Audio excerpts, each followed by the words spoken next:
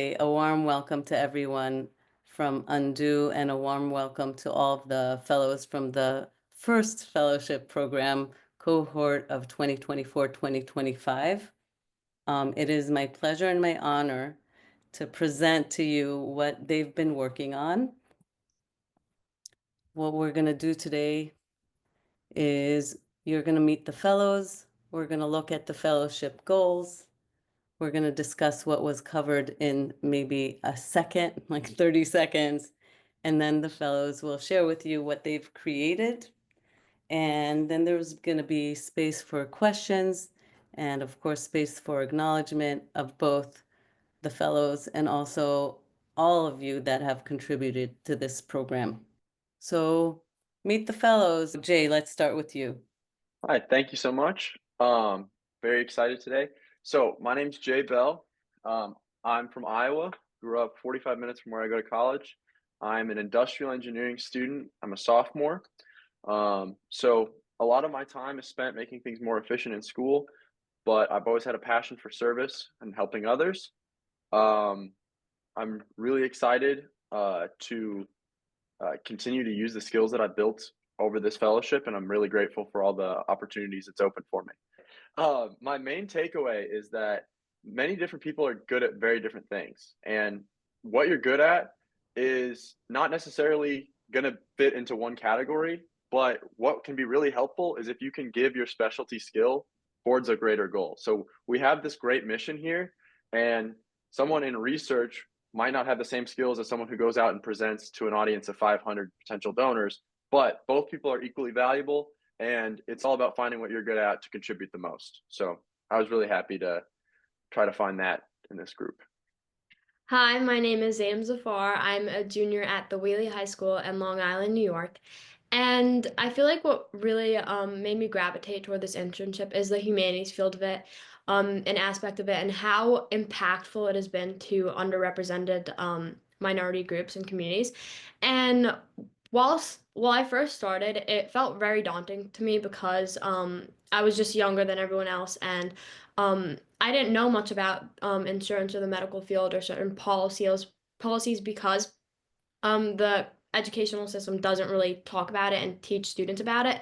But I feel like throughout it, my peers have helped me. All the fellows have been really helpful and guided me throughout the process, and learning about how easy it is to fall into medical debt and ways in which we can prevent it will prevent ourselves from falling into medical debt has will eventually help me in the future. But also, before even starting this internship, I was a campaign president for specifically RFP medical debt before it became undue medical debt. And I was able to relieve money through talking to friends, families, and posting it on social media, but I didn't really know the root causes and the systematic issues within the healthcare field. So I feel like learning more about that has helped me become more confident because I will be continuing my campaigns. Um, it has helped me become more confident in what I'm talking about and incorporating and getting others involved as well. So it's been very beneficial in that aspect. Claire, you want to go? Yeah, thank you. My name is Claire Kajemko, and I'm a sophomore at UC Berkeley studying public health, the minor in public policy on the pre-law track. And I would say one of the major things I took away is not just learning about something that I wasn't very familiar with, but being able to connect with my peers for the fellowship, but also talk to a lot of my friends and kind of tell them about this issue, because I think I realized that the problem about the youth kind of being unaware about medical debt and how to prepare themselves for the future was a lot more widespread than I imagined. And so this fellowship has really allowed me to connect with my community and my peers and create a way forward to continue the message in the future as well. And I'll pass it to Michael. Hey, how you doing? I'm Mike Rosenbaum. I'm an accounting student at Colorado State. And my main takeaway of the program is I got to meet so many great people, so many dedicated people, either within the fellowship or within this company. That was really wonderful to connect. And Dina did such a great job in running this. It was very smooth. So thank you guys. I'll pass it to Galila. Hi, everyone. My name is Galila, and I'm a student at UT Dallas studying neuroscience on the pre-med track. And basically throughout this whole experience, really Undo has kind of shown me or like pushed me to think beyond just medicine as like a treatment and recognize the financial barriers that determine whether someone can even get the healthcare that they need. And so learning about how policy, advocacy, and like community action can erase these burdens for people because at the end of the day, like it's not just numbers on a bill, like it's actual weight that people carry with them every day. And so being a part of this program didn't just like educate me, it really gave me a sense of purpose and to continue fighting for healthcare equity, which is something that I want to do as someone wanting to pursue medicine. I'll pass it to Tripra. Hi, my name's Tripra. I am a junior at UT Dallas in the Dallas area. The reason why I joined the program was I recently went on a medical mission trip and then I just saw the disparities and stuff like that overseas, and I really, really wanted to understand where the U.S. healthcare system sat at that issue. And definitely like looking into this fellowship, I learned more about insurance and how medical debt is carried on and people are fighting medical debt for the rest of their lives, and so it like wastes a heavy barrier on their like credit scores or whether they can afford groceries for the month. And I definitely think this was an eye-opening experience. Also learning about insurance and just medical debt as someone who is like kind of gearing up for their adult life was definitely interesting and I had so many takeaways from like the sessions that we had where we had people come in and talk to us. And I am hopefully going to use all this information as a possible physician in the future. I want to pass it over to Victoria. Hi everyone, my name is Victoria Van Drost. I am a Master of Public Health student at SUNY Downstate, and my concentration is health policy and management. So going into this internship, I feel like I talk a lot about medical debt a lot in my classes, but it's never humanized the way that it was within this fellowship. So I think that's something that I will take with me throughout my professional career, but also how to communicate and fell on page and how to communicate about like something as complex as medical debt and I guess using different language when we talk about it, again, to reinforce that humanity within medical debt. And it's been great working with everyone. And I will pass it to Eamon. Hi, my name is Eamon. I was born and raised in the Bronx, New York, and I went to Stony Brook University out in Stony Brook, Long Island for undergrad, where I majored in psychology on the pre-med track. And I would say the biggest takeaway I've had from this program is someone that came into the program not knowing much about medical debt, but wanting to be well-versed in it because I am someone who wants to become a physician in the future. And so this program gave us a lot of resources and information, as well as connections with very influential, knowledgeable people that are well familiar with medical debt to be able to enhance my knowledge and give me the appropriate resources to know, to be aware of how medical debt is perpetuated and how it can be addressed. And so I think that with what I've gained from this program, I can attempt to reduce medical debt for youth and other people, my peers and other people in my community, erase medical debt and to be able to afford healthcare at a higher frequency. Thank you. Thank you all. So just for the record, we're missing Ariana Small today. She has an exam right now, so we're wishing her luck. And in general, just to give you context, the fellowship goal was really to collaborate to understand the issue of medical debt in the United States, and then to create an educational project to raise awareness among youth and young adults nationwide. And this is what the students did. So I'm going to pass it to Jay. Thank you, Dina. And to echo what Michael said, you could not have been a better leader. We appreciate you so much. So the development process for these scripts for these videos and final product was amazing. We split up into teams, each part having their own specialty. people trying to do what they're best at to provide the most value for our team and for ultimately undo. And ultimately beyond that, the people that can benefit from this, young people. We started with research, finding out what the best topics and ways to write and topics to cover will be for our videos, including discussions where we talked about what's the best format, what relevant platforms to put it on. We even had a discussion about whether TikTok was going to be relevant or not because of a potential ban. Then we moved into script writing, where we took that research and solidified it into pieces of content that we could write and go out and have Galila produce. And everyone who made those videos did an incredible job. Then it was actual production. They went out and boldly went out and talked to people, something I probably could not do myself, put themselves out in the spot and really put themselves out there to help others learn about medical debt, inform the public, and make entertaining content. And then it passed to editing, where Michael did amazing work editing these videos into the kind of content that you would usually see in an Instagram reel feed, a TikTok feed that is engaging and gripping. And I'd love to play the videos, let them speak for themselves. Hey guys, my name is Galila and I'm with the Undue Medical Debt Student Fellowship Program. And today we are here at the University of Texas at Dallas campus to ask students questions about what they know about medical debt. Let's see what they know. We have our first contestants here with us. Can you guys introduce yourselves really quickly? Hi, I'm Irene. Hi, I'm Charvi. Okay, perfect. So we're gonna get right into the question. What? Do you know how much the total medical debt is in the United States? I'm gonna say over 250 billion. Okay. I'm gonna say 100 billion. Irene got it right. So you have to keep your foot up. Next question. Do you know the difference between a deductible and a copay? Okay. Next question.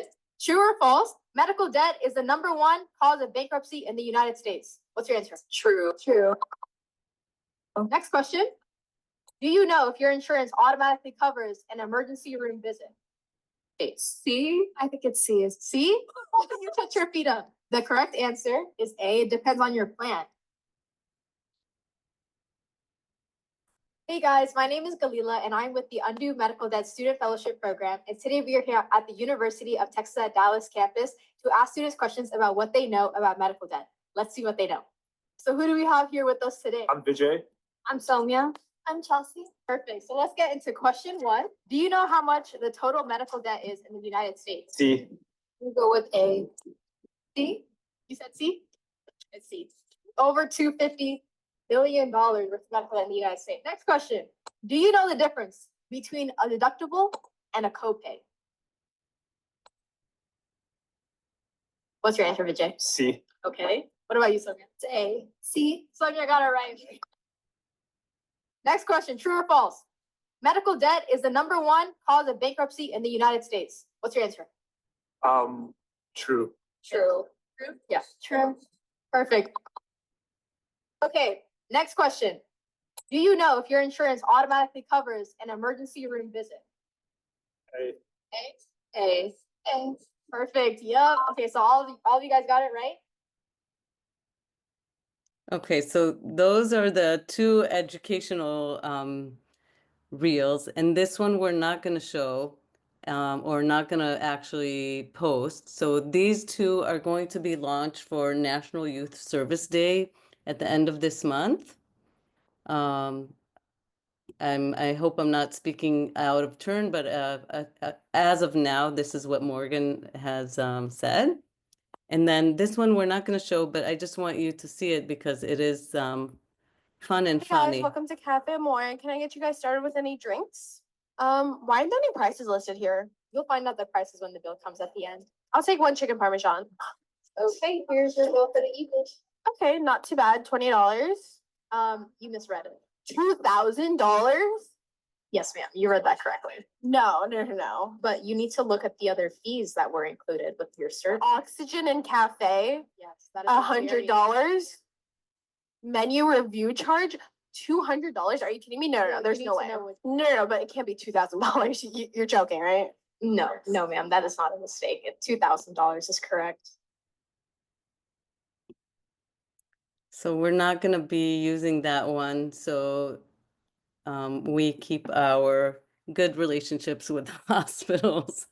But I just wanted to show you that the fellows actually realize that this is a problem, that we don't know the prices of the care that we get, and sometimes the bill is really unexpectedly large. Passing it to Claire. Could I finish the other thing first? What we talked about? Absolutely. Yeah. Thank you. So one of the things we also did that we wanted to point out, and I kind of went out of order. So one of the things we also did that we wanted to point out, and I kind of went out of order on this, so that's my fault, is the LinkedIn and continuous mentorship we did over the program. We had monthly meetings where we talked with different departments within Undo and learned about every side of NGOs. I think that was really helpful, and I think it personally helped me start to have conversations with people in powerful positions, people who have accomplished a lot, because it is an artful skill to be able to do that. And it gave us a direct line to these individuals. So I could not be more grateful. One of the things I wanted to say thank you to all those individuals was those conversations helped me practice for a dinner I had yesterday with the provost here at Iowa State, where we're discussing actually putting what Claire's team has worked on into the curriculum at Iowa State. So we're very excited, and we're thinking about using it as a pilot program for the entire Big 12. So I would love to give it to Claire to present the toolkit. Thank you, Jay. And Claire, you can also share what you're up to once you're done with the toolkit. Got it. Okay. Would you like to screen share the slides or sure? Oh, perfect. Okay, yeah. So I was part of the research team, and we were a lot. I mean, everyone contributed to making this toolkit. It was a group effort. But part of what the research team did was we identified some of the key questions and information that we thought the youth and young adults may not really know about when it comes to medical debt and medical bills, and compiled it in a toolkit. And so we found through the presentations, the lovely presentations put on, they were super informational, and also online resources and the Undo website. We accumulated a lot of information, and then we organized it in an easy to digest toolkit. And this is just, a basis that will definitely be expanded upon. And then, as Joe was mentioning, distributed to a lot of students. I know in the conversations I've been having, a lot of people didn't realize a lot of the information on the toolkit, such as like, can medical debt impact my like credit score? I think that's something a lot of young adults didn't know. So we were sure to include information like that on the toolkit. Other information includes what different types of insurance plans there are, and just the general process of what happens if you get a medical bill. And so I think we're super excited to kind of see this grow and have a lot of youth and young adults actually take advantage of the information around medical debt so they can inform themselves when they have to make these big decisions. And so on another side of what I've been doing is at UC Berkeley, we have a decal, which is kind of a student-run course that people can enroll in, very low stress, 1 or 2 units. And with another I would say previous student fellow from Undo, we've created a curriculum with a syllabus around medical debt, and we're going to have a Undo kind of a decal around medical debt and health insurance at Berkeley. So we're super excited to kind of continue Undo's work and message at Berkeley and continue teaching students about how they can raise awareness and teach themselves about medical debt.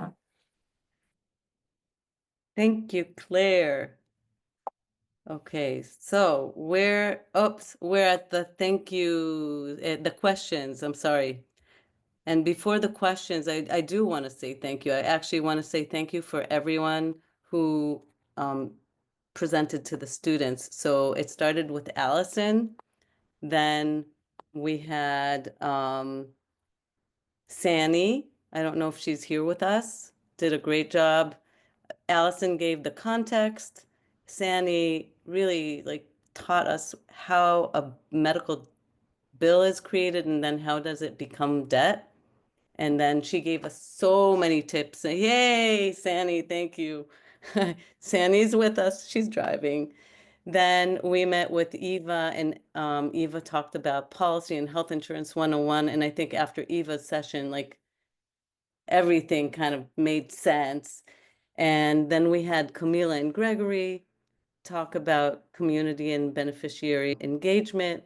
And at the very last session, we had two fantastic people from Young Invincibles talking about youth and young adult advocacy and health equity. And now if anyone has questions, just jump in. I guess for question that anyone can that any of the fellows could chime in on is, do you I think excellent presentation, because what I've gathered is or what's evident to me is the amount of learning you've all done together to produce the tool and the guide. So well done in that regard. And I'm curious, in whatever level of candor, what kind of do you think you'll use? Do you think people will use that tool? Do you think your peers would use that tool?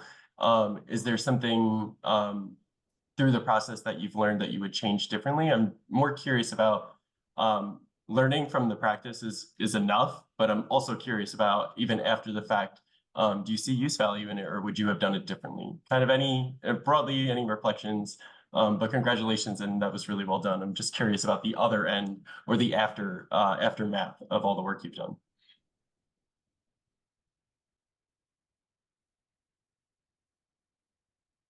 Jay, you can maybe address that. Yeah, I'd be happy to. So one of the things we've been working on, and it sort of talks into that position I've been working on for the student government here at Iowa State. I'll be the director of affordability. So one of the things we talked about with the provost is getting this education not just optionally, but putting it in every class. So every school in the Big 12, whatever major you are, you have to go in through a professional development class. It's 2 credits, right? At some universities, it's 3 at others, right? And they are just jokes, right? And so we are going to redefine them. That's the plan. And I think it's one of the things we want to do is give students life skills. And I think making sure this toolkit in our continuous work is in curriculum. It's not just being a voluntary use, it's in curriculum. People are using it, people are forced to engage with it. And I say forced, it sounds bad, but it's so complicated and so important that people need the information. It's sort of like doing your taxes. Like, yeah, it's hard, and it's kind of, there's a lot to think about. Obviously in the videos, we talked about how much people don't know, but it's so genuinely important. The same way the IRS would come after you for not knowing your taxes, this will come after you at some point. Dina, didn't you say like 70 million Americans? That was the statistic. And one in 4 adults, right? 1 in 4 adults, right? And so it'll affect, a lot of people, and if not them, someone they know. And so I think getting it into the curriculum will be a good way to use the toolkit in the future. And yeah, excited to work on that. Could I ask Gregory, what's your opinion on that?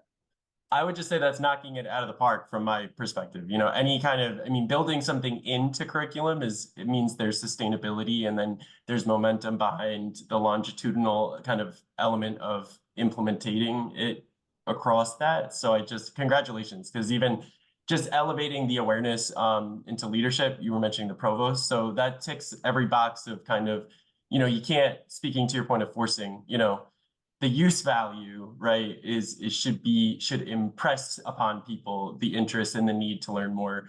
But sometimes you got to be forced to learn these things.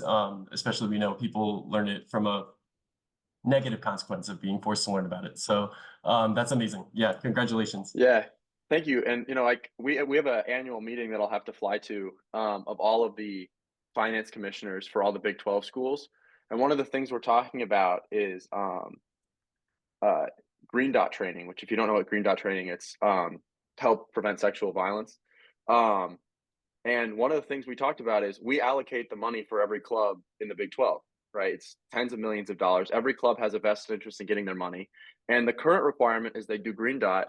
One of the things I'm so thankful to the student body president who just got elected has pushed for is now it's on the agenda that if you want to get funding as a club, you have to have certain life skills. And we're hoping that at the conversation stage, we can get this to be part of them, so that every club is getting that information too. It's a lot more effective when you have the money. So anyone else, any questions? Otherwise, I just want to capture as many people as possible celebrating these fabulous young fellows who are going to talk about medical debt and ideally help us destigmatize this issue. And some of them are going to be in the healthcare sphere, advocating for health equity, for, access to healthcare. So it would be really nice to capture us either waving or clapping or yes, exactly. And I'll do a little so I'll say 1, 2, 3, clap, and I'll get it on camera.